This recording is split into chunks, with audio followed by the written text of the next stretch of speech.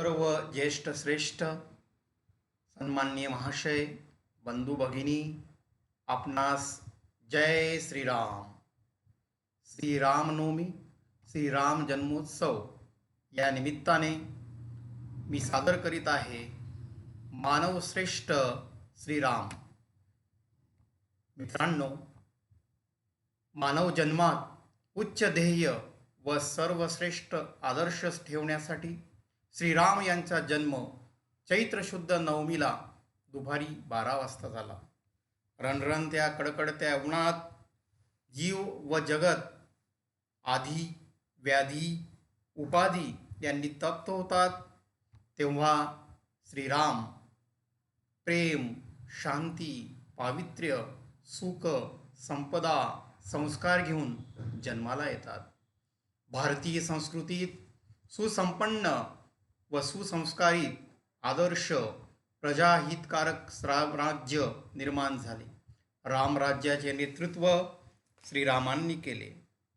मित्रांनो, मानव उच्च ध्येय व आदर्श समोर ठेवून उन्नती साधू शकतो हे श्रीरामांनी स्वतःच्या जीवनाद्वारे दाखवलं आहे. आपत्ती सहन करून दुःख भोगता देवत्व मिळालेले जगातील सर्वश्रेष्ठ सद्गुणांचे शिखर म्हणजे श्रीराम. ऐतिहासिक रामराज्य व्यवस्था व रामचरित्र वर्णन महर्षी वाल्मिकींनी रामायण या महाकाव्यात लिहिले आहे. मित्रांनो, भारतीय संस्कृतीत राम भारतीय जनतेचा आधारस्तंभ आहे आणि म्हणून आज आपण सकाळच्या प्रहरी म्हणतो राम राम राम राम. या अर्थाने सर्व भारतीयांच्या मनात श्रीरामांचे संस्कार, त्यांचा आदर्श याचं आपण पालन करतो. मित्रांनो, मर्यादा पुरुषोत्तम श्रीराम यांचे सर्वश्रेष्ठ संस्कार काय आहेत हे आपण या ठिकाणी पाहणार आहोत.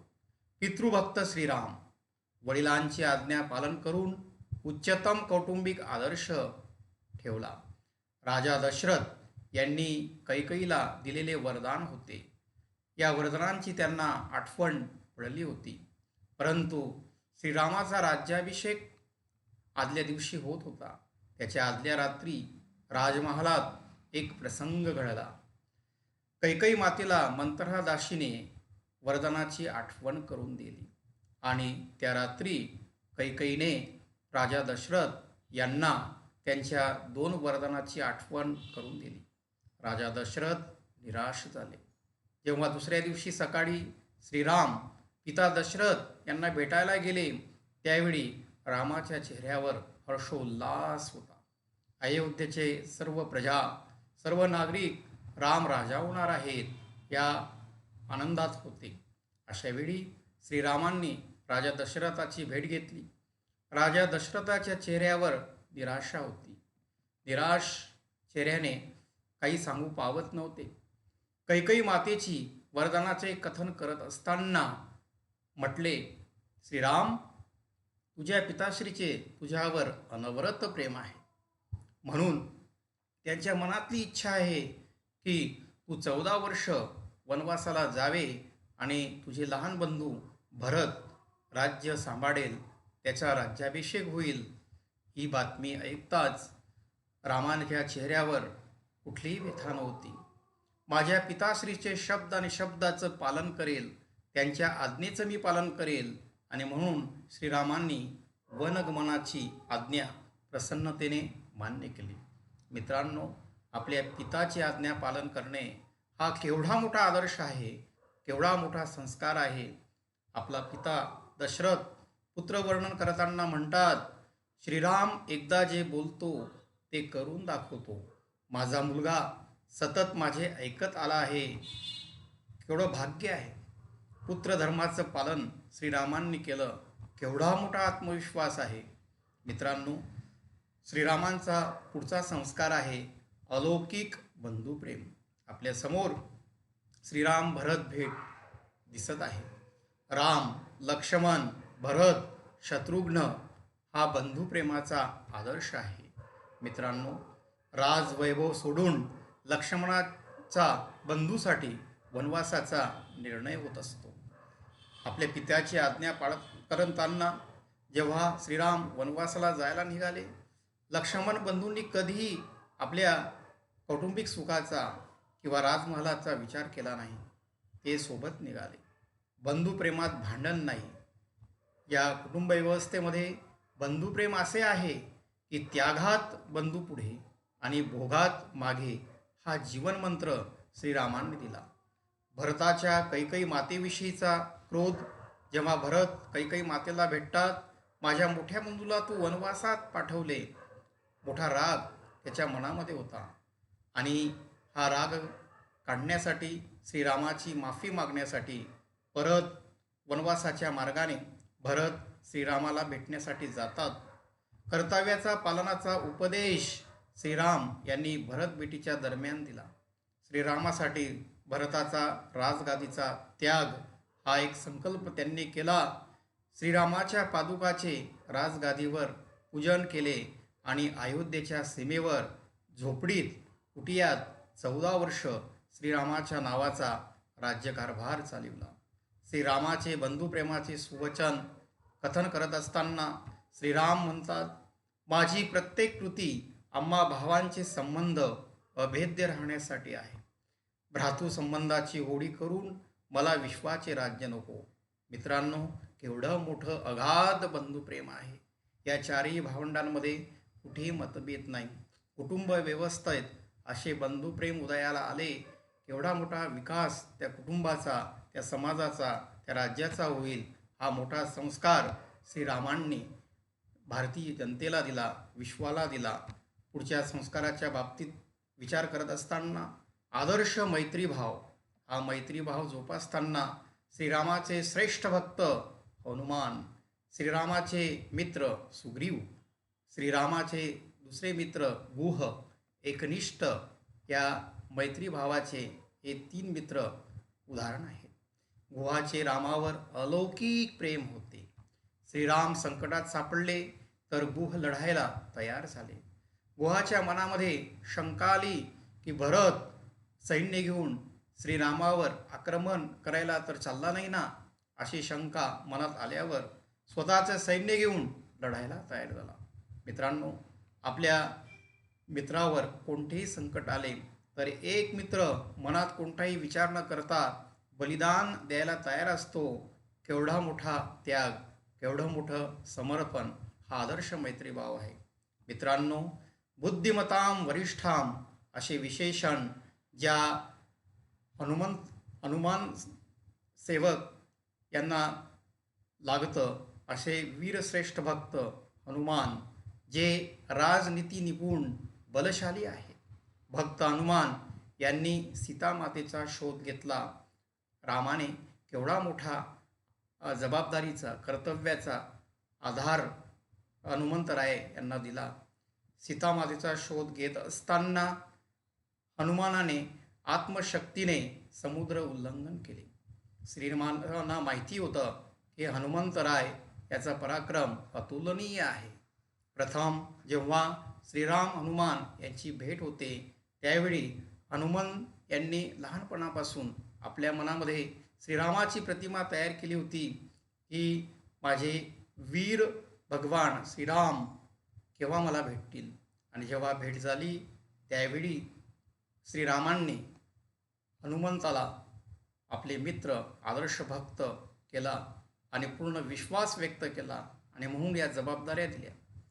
लंका दहन करत असताना हनुमंताची केवळ मर्कट लीला नव्हती. लंका दहन करत असताना रावणाचा गर्व, सेनापतींचा गर्वहरण करणं आणि त्यांच्या प्रजामध्ये असणारा जो विश्वास आहे, जो आत्मविश्वास आहे, तो कमी करण्याचा प्रयत्न हनुमानाने केला. भक्त हनुमान यांच्याबाबत श्रीराम कथन करतात, तुझे माझ्यावर अगणित उपकार आहेत, तुझे प्रेम पंचप्राणापेक्षाही विशेष आहे. मित्रांनो, केवढा निस्वार्थ व मैत्री व भक्तिभाव आहे. मी तुझे उपकार कसे फेडू. तू एवढा आदर्श माझ्यासमोर ठेवला आहे, एवढं माझं तू काम केलं आहे, त्याचे उपकार मी फेडू शकणार नाही. मी जर प्राणही दिला तरी ते उपकार फिटू शकणार नाही. मित्रांनो, केवढा मोठा आदर्श आहे. किष्किंधा राज्य अत्याचारी वालीच्या ताब्यातून सोडवले असे सुग्रीव, श्रीरामाचे आदर्श मित्र. धर्मनिष्ठ सुग्रीवाला राज्य देण्यासाठी श्रीरामांनी वालीवध केला. वालीच्या अत्याचारातून त्या प्रजेला सोडवलं. मित्रांनो, अभेद प्रेमासाठी श्रीरामाबरोबर शरयू नदीत प्रवेश केवढा केवढा मोठा अथांग हा बलिदानाचा प्रसंग आहे. श्रीरामाचा पुढचा संस्कार आहे प्रेममूर्ती वल्लभ अर्थात पती. आपल्यासमोर चित्र दिसत आहे. या चित्रात सीता स्वयंवर प्रसंगी कशा प्रकारे प्रभू श्रीरामांनी सीता स्वयंवर पूर्ण केला. राम सीता अमर्याद प्रेम आहे. वाल्मिकी रामायणात प्रेमगीताचे वर्णन भरलेलं आहे. जनक नगरीमध्ये सीता स्वयंवर करत असताना पराक्रमी राजपुत्राशी लग्न होणे हे केवढं मोठं भाग्य. मित्रांनो, जी ब्रह्मगाठ असते या ब्रह्मगाठीच्या अनुसार पती पत्नीचं लग्न होतं आणि म्हणून राजकन्या सीतेची पतिसेवा साकारत असताना तिने पतिधर्माचं पालन केलं. जेव्हा श्रीराम वनवासात जायला निघाले तेव्हा राजकन्या सीतेने राजवैभवाचं कसलंही विचार न करता पतिधर्म निभावण्यासाठी, कर्तव्य पालन करण्यासाठी आपल्या सर्व वैभवाचा त्याग केला आणि रामाबरोबर वनवासासाठी निघाले. पत्नी इच्छा पूर्ण करण्यासाठी वनवासामध्ये सुवर्ण त्वचाधारक हरिण दिसली. सीतेची इच्छा होती की या सुवर्ण त्वचा मला पाहिजे आणि ही इच्छा पूर्ण करण्यासाठी श्रीरामांनी आपल्या पत्नीची इच्छा पूर्ण केली आणि हरिणवध केला. सीताहरणाचा प्रसंग या ठिकाणी श्रीरामाचा विरह झाला. रावण भेष बदलून सीताहरण करतो आणि ही बातमी जेव्हा श्रीरामाला कळते त्यावेळी विरह गीते लिहिली गेली आहेत. श्रीराम झाडांना, वेलींना, डोंगराला आणि विविध घटकांना प्रश्न विचारतोय की माझी पत्नी सीता तुम्ही पाहिली का? राष्ट्रधर्म व राजधर्माला प्राधान्य देण्यासाठी, राष्ट्रहितासाठी राणी सीतामातेचा त्याग केला. दाम्पत्य धर्म श्रेष्ठ की राजधर्म श्रेष्ठ? जेव्हा राजा किंवा राणीला प्रजाजनांकडून विविध शंका उपस्थित केल्या जातात तेव्हा राणीचा त्याग राजा रामाने केला आणि म्हणून राजा राणीसाठी खरोखर ही तर अग्निपरीक्षा होती. परंतु श्रीरामाच्या हृदय सिंहासनावर सीता एकमेव पत्नी. त्यागासाठी सीतामातेची संमती होती आणि म्हणून श्रीरामांनी पत्नीचा त्याग नाही केला तर एक राणीचा त्याग राजधर्मासाठी केला. केवढा मोठा आदर्श या ठिकाणी आहे. श्रीरामाच्या पुढच्या संस्काराकडे जात असताना श्रीराम असामान्य धर्मनिष्ठ नेतृत्व होते हे प्रकट करत असताना श्रीराम जन्मजात नेतृत्व होते, ज्याला अभिजात नेतृत्व असं आपण म्हणतो. मित्रांनो, इक्ष्वाकू वंशात राजा दिलीप, राजा रघु, राजा अज, राजा दशरथ आणि राजा श्रीराम अशा 5व्या पिढीत संस्कारशील नेतृत्व जन्माला येते. मित्रांनो, संस्कार आणि गुण केवळ ऐकून चालत नाही, त्या संस्काराची रुजवण आपल्याला करावी लागते. तसं कर्तव्य आपल्याला दाखवावं लागतं आणि म्हणून भारतीय संस्कृतीचा सुवर्णकाळ म्हणजेच रामराज्य. श्रीराम कार्यकाळात देशाचा आधारस्तंभ आहे. श्रीरामाचे प्रजाप्रेम अलौकिक आहे. मित्रांनो, अयोध्या एक कुटुंब होते. राम म्हणजे राष्ट्र, ज्या राष्ट्रामध्ये प्रत्येक नागरिक, प्रत्येक व्यक्ती स्वतःला राष्ट्र संबोधतो आणि या राष्ट्रासाठी बलिदान, त्याग, समर्पण करत असतो तेव्हा ते राष्ट्र विकसित होत असते. श्रीराम वनवासात जायला निघाले. प्रजाजनांचा संकल्प होता वनात अयोध्या तयार करू. प्रजाजन रामाबरोबर निघाले आणि श्रीरामांनी त्यांची समजूत काढली. जर तुमचे माझ्यावर प्रेम असेल तर तुम्ही अयोध्येत परत जा. केवढं मोठं ब्रह्मवाक्य. शांत, तपस्वी, आदर्श स्वभाव, जीवनाचा आत्मयज्ञ करणारा मानव म्हणजे श्रीराम. मित्रांनो, श्रीरामाचा शब्द म्हणजे ब्रह्मवाक्य. साक्षात त्यांचे गुरु वशिष्ठांना सुद्धा त्यांनी नम्रतेने शिकवण दिली. रावणाचा भाऊ विभीषण जेव्हा रामसेनेकडे येतात त्यावेळी त्याचा स्वीकार करायचा की नाही याचा निर्णय देत असताना सर्व सेनापती, सर्व सैनिक यांनी विभीषणाचा स्वीकार करू नका असं म्हटलं. परंतु भक्त हनुमंत यांनी मात्र मानसशास्त्राचा अभ्यास करून विभीषणाचा आपण स्वीकार केला पाहिजे असा निर्णय देत असताना श्रीरामांनी मात्र एक ब्रह्मवाक्य वापरून विभीषणाचा स्वीकार करण्यासाठी परवानगी दिली. मित्रांनो, रामो भूत्वा राम यजेत. रामाचा एक गुण आचरणात आणून आपणही श्रीराम बनवूया. महर्षी वाल्मिकींनी आपल्या या रामचरित्रात, या रामायणात, या रामराज्यात त्यांनी सांगितलं, बिंबवलं की स्वतःच्या जीवनाद्वारे नैतिक मूल्यांचा प्रसार करणे हेच रामचरित्राचे लक्षण आहे. महर्षी वाल्मिकींचा हेतू हाच आहे की उच्चतम दुःख सहन करा, उच्च स्थानी विराजमान व्हा.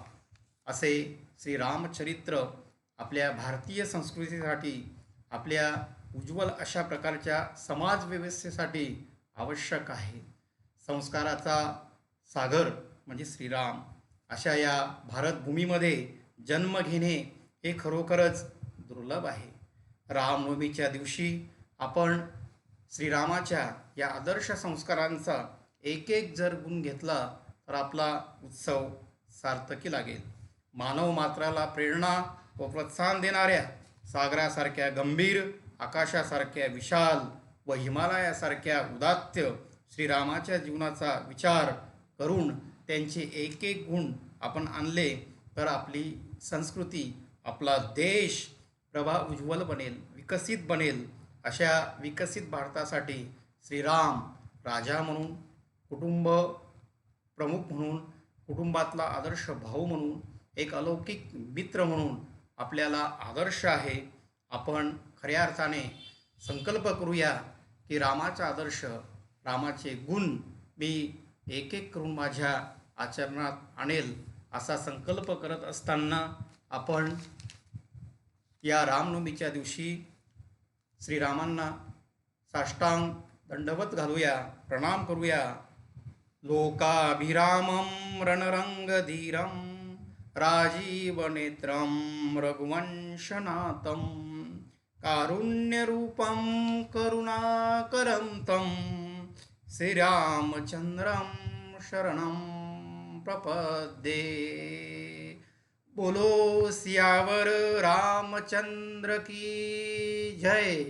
जय श्रीराम.